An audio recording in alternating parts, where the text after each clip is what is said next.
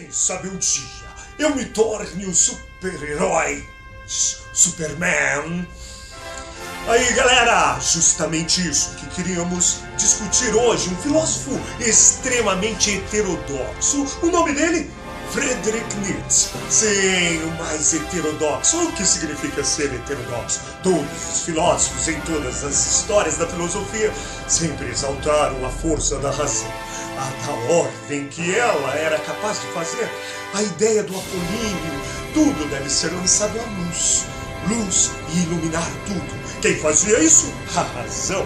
Sim, então gostaria hoje de apresentar o pensamento de Friedrich Nietzsche. Nietzsche vai ser um carinha assim, bastante devoto. Seu pai era pastor e ele também estava sendo educado e caminhado para ser um pastor também.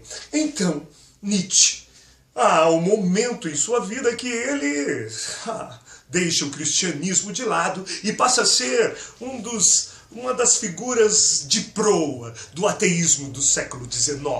Nietzsche estava começando a perceber que algo não estava muito certo naquele mundo.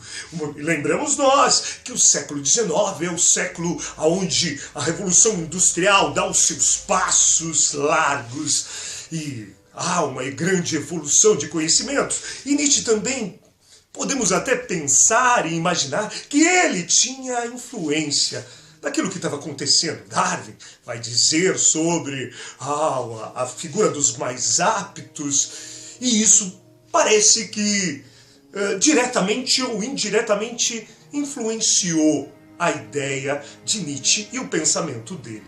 Ele vai ficar muito famoso justamente pelo fato de que ele vai decretar a morte de Deus. A morte de Deus. Mas não fique pensando que Nietzsche, olha, eu, um simples mortal, estou aqui decretando a morte de Deus. Não. Nietzsche está e começa a perceber que a ideia de Deus está em declínio, bem como a ideia da razão, e não somente por um diagnóstico do seu tempo, que hoje nós experimentamos claramente isso, né? Muitos decretaram o fim da religião, mas o fim daquela religião que ainda não tinha, muito calcada na metafísica da ideia de um céu. Hoje vemos uma religião extremamente materialista. Deus tem que responder aqui agora, sobretudo aqui no Brasil. Se Deus não me der um apartamento, se Deus não me der aquilo que eu quero, bom, eu descarto esse Deus e crio um outro para mim. Não era bem isso, mas a ideia de que Deus estabeleceria a ideia moral do mundo. Sim, todos nós, eu, você, já ouvimos papai e mamãe dizer, olha, não faça isso porque senão Deus castiga. Sim, isso entra na nossa mente. Ou seja, Deus é aquele que determina o bem e o mal. Aquilo que Deus aprova, vai me levar para o céu. Aquilo que Deus reprova, vai me mandar para o inferno. Então, diante disso, nós vemos aqui, diante de nós, Nietzsche vai decretar a morte de Deus. Não há mais fundamento. Não há mais um fundamento para a moral. Não há mais quem diga o que é certo ou errado. Não há mais o bem e o mal. Nietzsche talvez tenha colhido isso um pouco das suas leituras de Dostoiévski. Se Deus não existe, tudo agora eu posso fazer, porque não haverá condenação.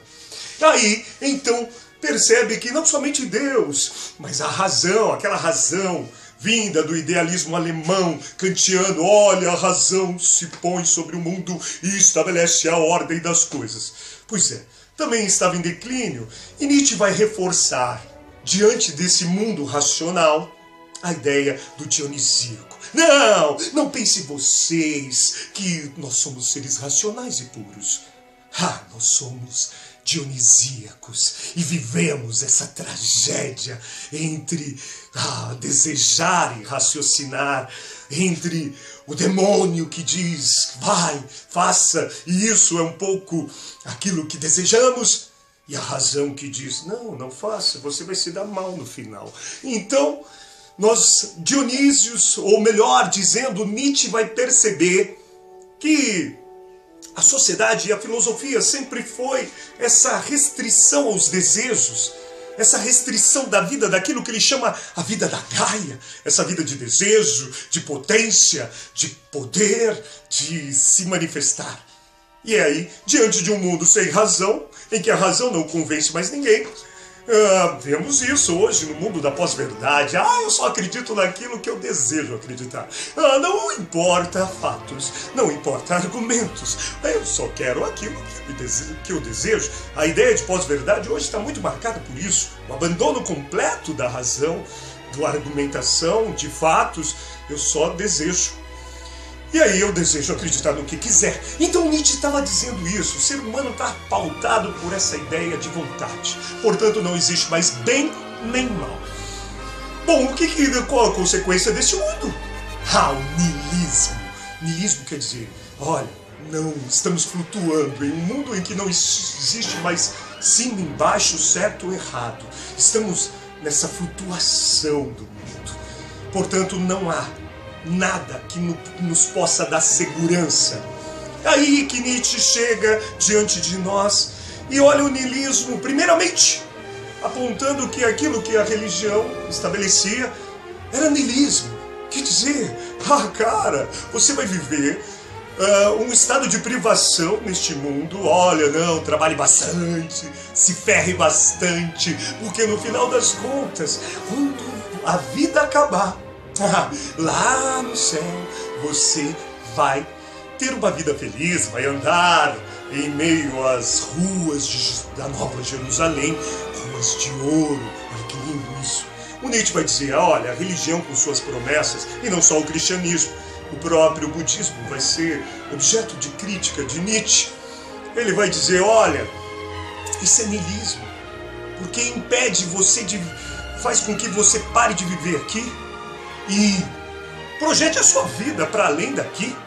Isso é niilismo, isso é vazio, porque não existe. Então o Nietzsche ele vai reforçar, não, a verdadeira vida é a vida da Gaia, com todos os seus absurdos, com todas as suas potências de não sentido. E aí vem o niilismo. Nós estamos diante de um estado niilista. A própria religião não é mais capaz de dar sentido. Veja a pregação dos nossos grandes líderes religiosos. Eles não falam mais de céu e inferno, eles falam do aqui e agora. Mas isso foi muitas vezes usado como uma certa ideologia no mundo medieval. Vemos isso claramente quando, no mundo feudal, olha, os senhores, para não ter problemas nem rebelião dos seus servos, criou esta ideia.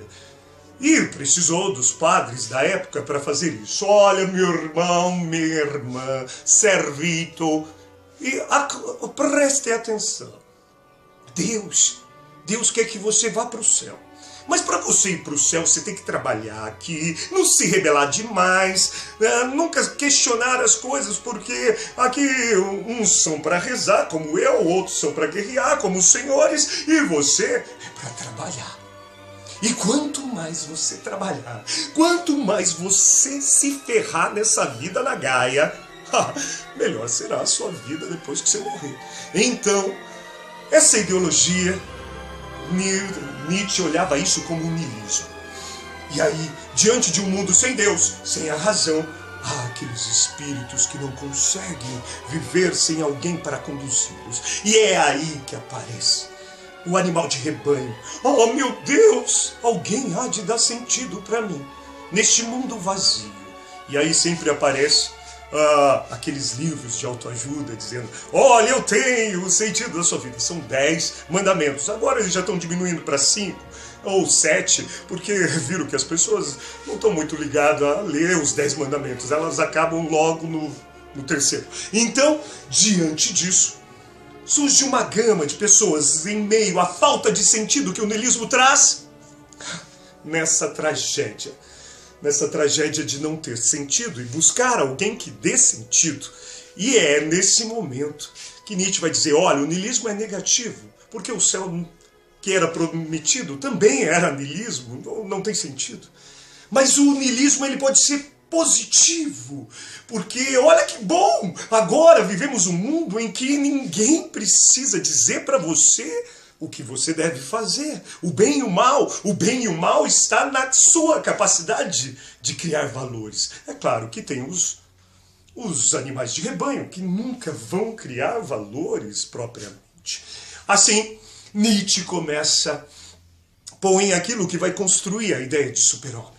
O super-homem é aquele que está acima do bem e do mal, que está além dos animais de rebanho. Ele cria os seus próprios valores. Ele não está aí, ele não precisa andar com uma marca para dizer quem ele é. Ele se autoafirma numa paixão enorme que ele tem por si mesmo. É claro que é um cara bastante individualista, esse super-homem. Ele cria valores para si mesmo. Mas Nietzsche tem uma certa esperança de que ele possa indicar valores para o mundo. Diante disso, surge então, em meio ao niilismo, diante de um mundo que nada tenho, diante de um mundo em que todos flutuam sem ideia de bem e de mal, o super-homem surge como aquele que cria os seus próprios valores, que faz com que novas dimensões surjam. E isso surge, sobretudo, não pela ideia simplesmente da moral, mas da estética. A estética para Nietzsche é o elemento do prazer, aquele prazer que nos eleva a alma. Ali estaria os grandes valores em que o super-homem seria capaz de criar. Ele cria esses valores por si mesmo. Portanto, galera, agradeço àqueles que assistiram esse vídeo até o final. Eu quero saber. Mas, numa próxima, nós vamos analisar as críticas de Nietzsche ao cristianismo. Valeu, galera!